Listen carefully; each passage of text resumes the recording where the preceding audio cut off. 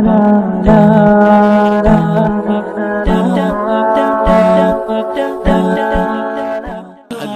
muslimin muslimat, artinya apa?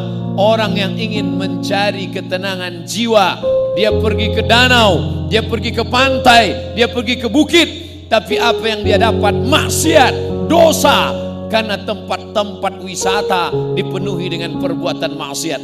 Tapi apa yang terjadi di tempat kita? Sebelum sampai di sebelah kanan, saya lihat hotel yang tinggi, tertulis hotel syariah.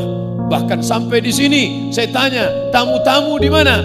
Ditempatkan di tempat yang terjaga, fasilitas hotel, tapi iman mata terjaga.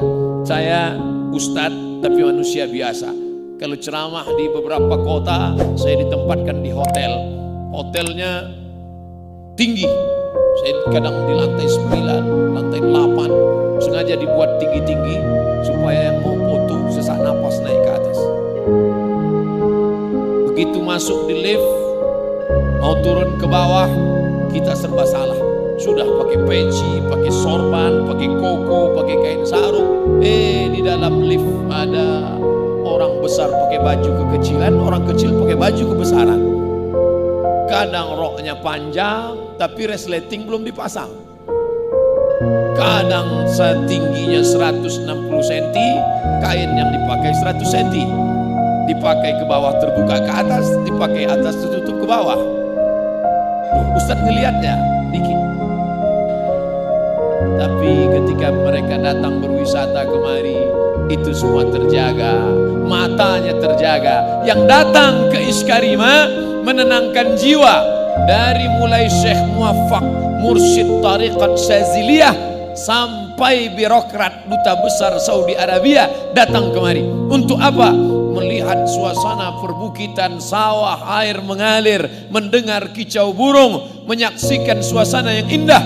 Tapi di samping itu jiwa mereka, spiritual mereka, jiwa darah daging mereka tenang. Kenapa?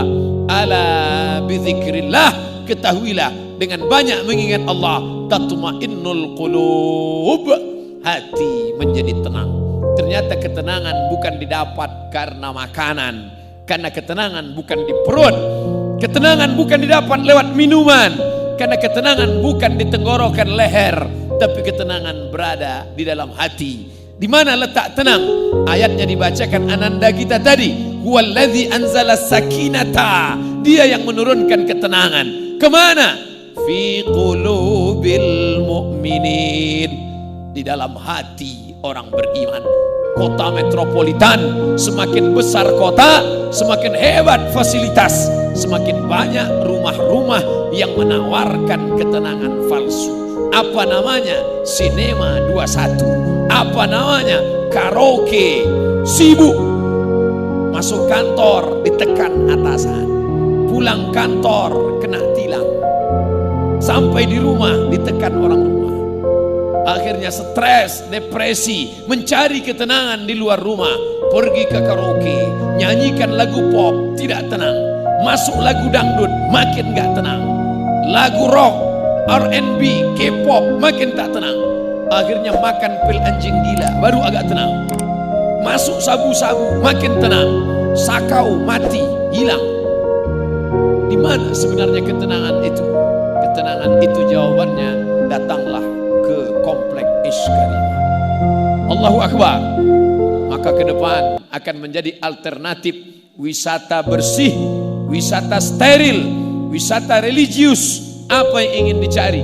Ingin melihat pemandangan sawah yang menguning, silakan datang. Ingin melihat gemericik air terjun, silakan datang. Ingin mendengar kicau burung, silakan datang. Memangnya di kota tidak ada burung? Banyak, tapi burung-burung tersiksa di dalam sarang. Berkicau juga dia, tapi orang yang ahli burung tahu, lain kicau burung di kota dengan kicau burung yang bebas kemana terbang sejauh mata memandang. Hari petang dia kembali pulang, dia tahu di mana letak sarang.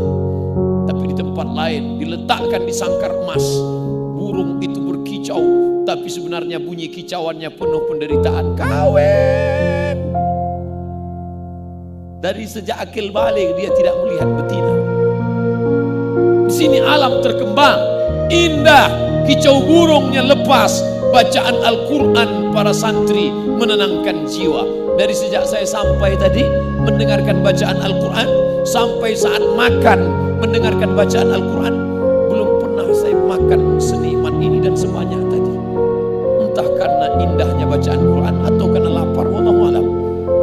Tapi rasanya Allah yang menurunkan ketenangan, karena janji Allah tak mungkin ada tipu dusta. La ya'tihil batilu min baini yadayhi wala min khalfihi. Itulah kitab yang suci, yang tak ada kepalsuan, yang tak ada kedustaan, yang tak ada kenistaan, yang tak ada pencitraan di dalamnya, baik di depan maupun di belakang. Tanzilal Azizir Rahim, yang diturunkan dari Dia yang Maha Perkasa dan Maha Penyayang, Al-Quran. Maka wisata religi, wisata bersih, wisata steril, jauh dari dosa, jauh dari maksiat. Ketika ini sudah terbentuk, sudah nampak, sudah nyata, maka di masa akan datang mustahil orang akan membawakan maksiat dan dosa ke lingkungan ini. Beruntung bertuah Bapak Ibu yang ada di sekitar pesantren Iskarima. Kenapa?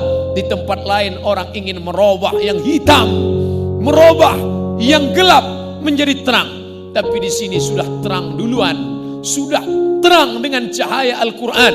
Maka mustahil orang akan dapat berbuat maksiat dan dosa. Andai pun ada diam-diam, tapi untuk nyata dia tidak akan berani. Kenapa?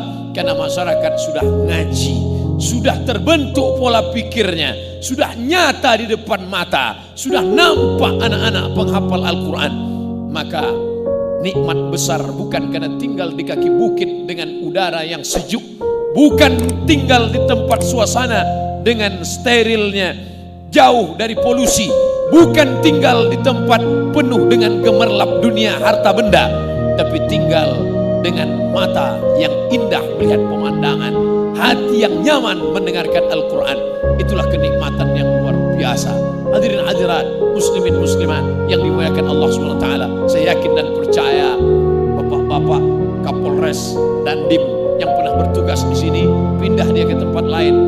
Saya yakin di tempat lain mungkin orang minta rekomendasi supaya dipindahkan ke tempat lain, tapi saya yakin yang pernah bertugas kemari malah tidak akan pernah mau pindah ke tempat lain karena kenikmatan yang luar biasa. Ustaz, kok tahu?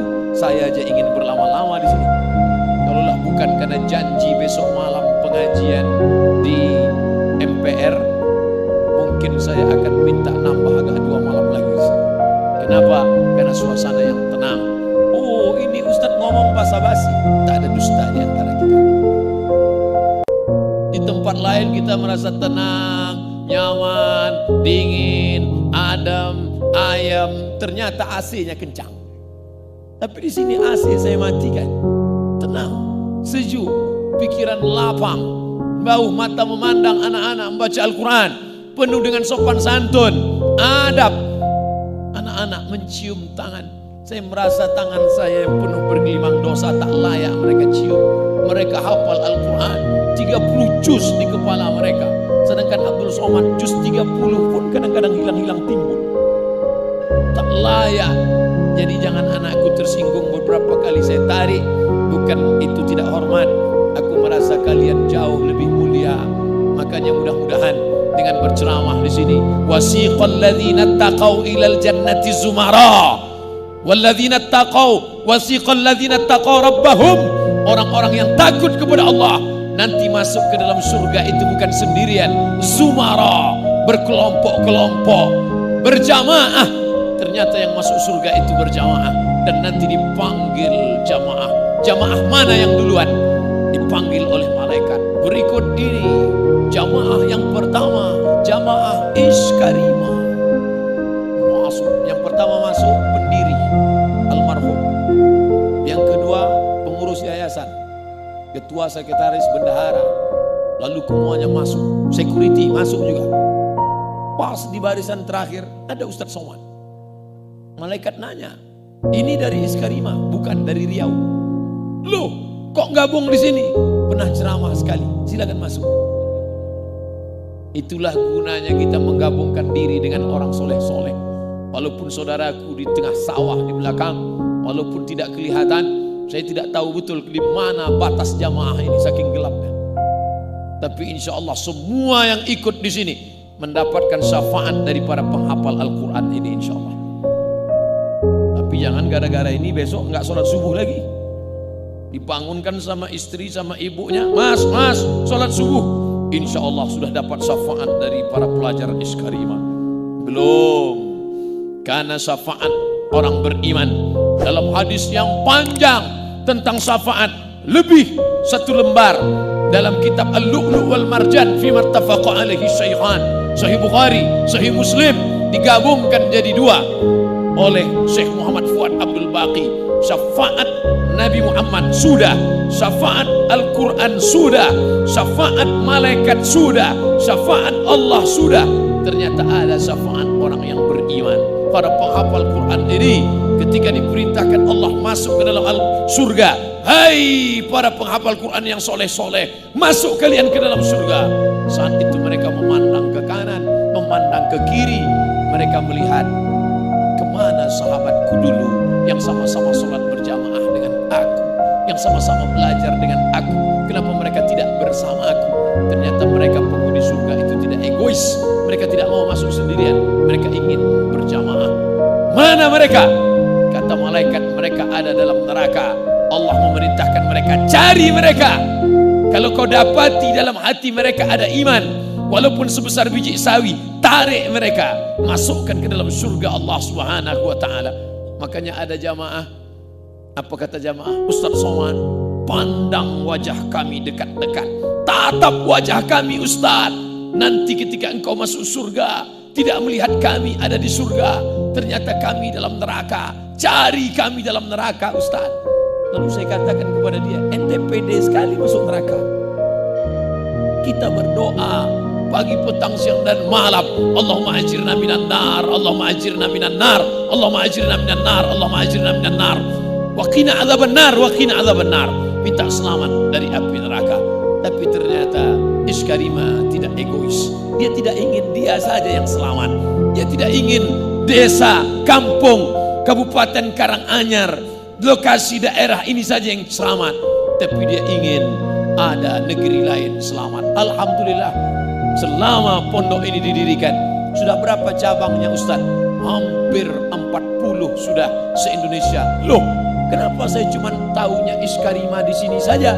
Ternyata tempat yang lain tidak pakai nama Iskarima. Silakan pakai nama apapun, silakan pakai identitas apapun, yang penting sistemnya, yang penting metodenya. Apalah arti sebuah nama? Nama bisa pakai nama siapa saja, nama apa saja, tapi sistem dipakai, Masya Allah, Tabarakallah. Baru sekitar puluhan tahun sudah begitu banyak cabangnya. Kita bermimpi 100 tahun di masa akan datang akan ada 1000 Iskarima, 1 juta Iskarima di dunia ini, insya Allah.